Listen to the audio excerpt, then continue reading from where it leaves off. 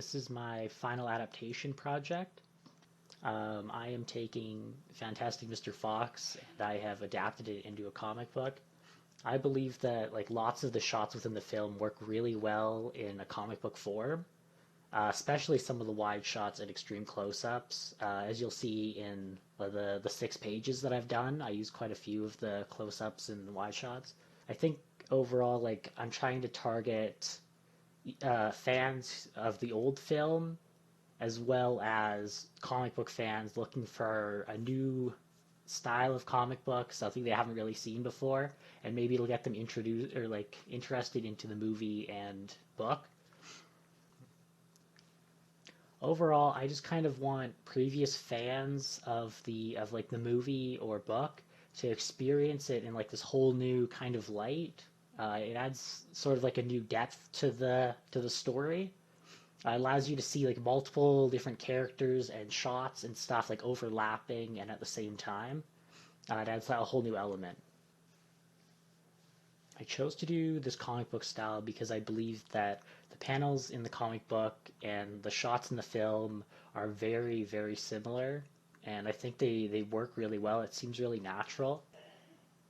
Okay, so next we have the opening scene of the comic book. I chose this one because it has that nice wide shot of the tree and the hill. I thought that would work really well in like a panel for a comic book, as well as it has a lot of these extreme close-ups, such as the one on Mr. Fox's face and then his Walkman.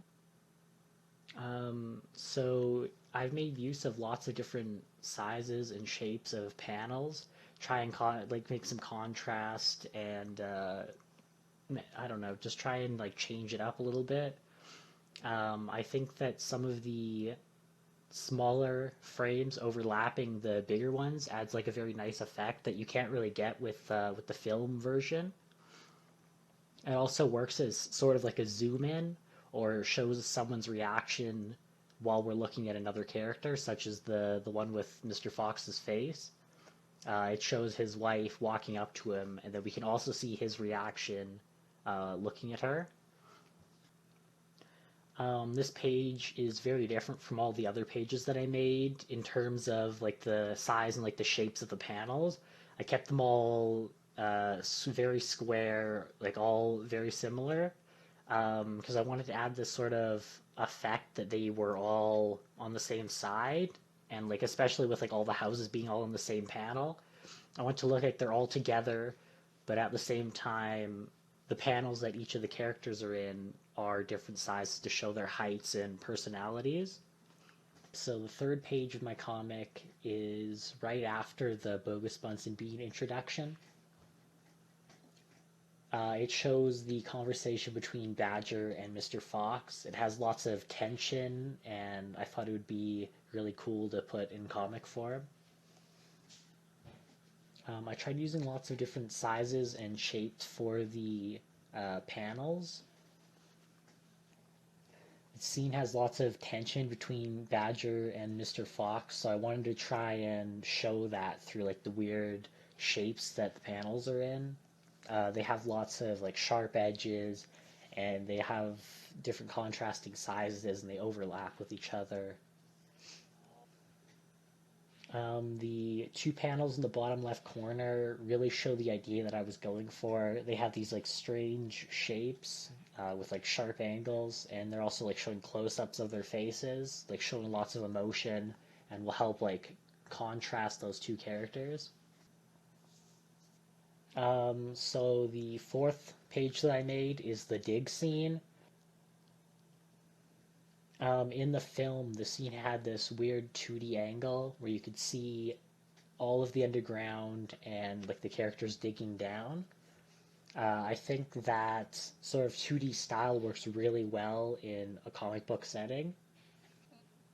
I think having a comic book version of that scene really takes it to the next level because it allows us to not only like see the full path that they dug, but it also shows us what Fox's initial reaction was and the aftermath at the same time with the upper left panel and then the bottom right one.